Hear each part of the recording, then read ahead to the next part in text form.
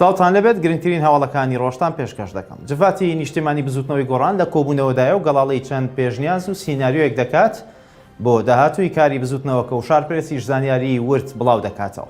لەو زانیاریانەی با شارپرێز درراوە ئاماژە بۆ ئەوە دەکەن دەست لە کارکێشانەوەی خانەی ڕاپەڕاندن و ڕێخەری گشتی گۆڕان پەسەند کراون و وادەیەکیش دیاری کراوە بۆ ئەوەی سەرجەمیان دەست لە کار بکێشنەوە بزوتنەوەکەش لە حکوومەتی خۆجەیی پارێزگاکان بکشێتەوە.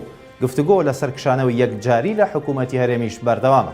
هاوکات شارپرێز زانیوێتی جڤاتی نیشتیمانی بزوتنەوەکە پەیوەندی بە ژمارێک لە سەرکردە زویربووەکانی گۆڕانەوە کردو و داوایان لێکراوە بۆ ڕێخستنەوەی کار و سیاسەتی بزوتنەوەکە بگەڕێنەوە سەر کار و بەشی هەرە زۆری بزوتنەوەکەش ڕادەستی ئەوان دەکرێت.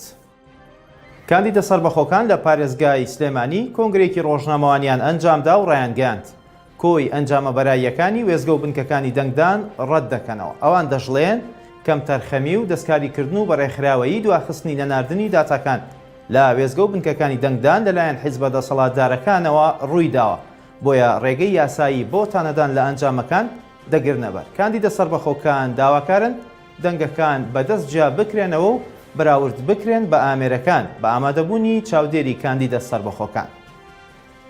علی حەمە ساڵح سەرۆکی لیژنەی سامانە سروشتیەکان لە پەرلەمانی کوردستان لە میانی کۆنگرێکی ڕۆژنامەوانیدا ڕایگەیاند ئەو مەترسیەی کە ئێستا دەستی پێکردووە کە پەیوەندی بە گرانتربوونی نرخی گازوایل و نەوتی سپی و LPG غازەوە هەیە لە ماوەکانی ڕابردوودا چەندین جار بە یاداشت و لێکۆڵینەوە دراوەتە ئەنجومەنی وەزیران، بەڵام تاوەکو ئێستا بە قسەیان نەکراوە.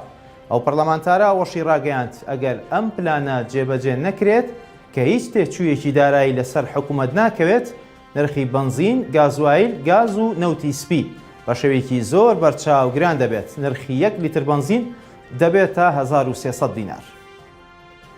دوای ئاشکراکردنی ئەنجامە سەرەتاییەکانی هەڵبژاردنە پەرلەمانیەکەی عێراق، دەنگۆی هاتنی ئیسماعیل قائانی فەرماندەی فەیلقی قودسی سەر بە سوپای پاسدارانی ئێران بۆ بەغدا بڵاو بووە.